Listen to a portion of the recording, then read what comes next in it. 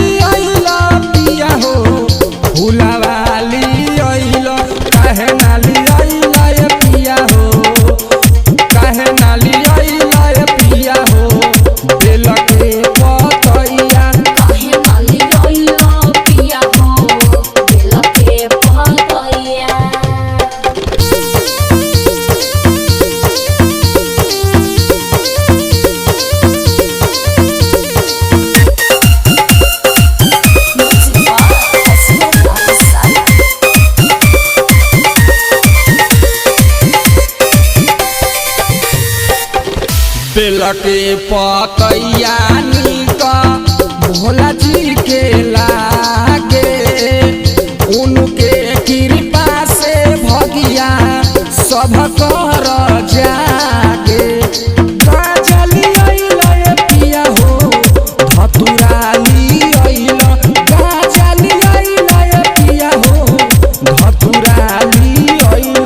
काहे नाली अइले पिया हो, काहे नाली अइले पिया हो बेल के पतैया।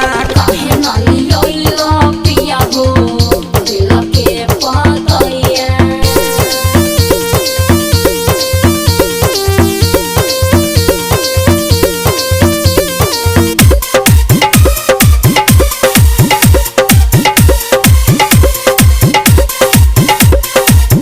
बेल के पतैया संगे चढ़े गंगा जलावा, भगतन पर खुश होके दिल बाबा फलावा। बजरंग पुजारी भोला के परतारे पैया, पप्पू प्रेमी भोला के परतारे पैया। आ काहे नाली अइले पिया हो, काहे नाली अइले पिया हो बेल के पतैया।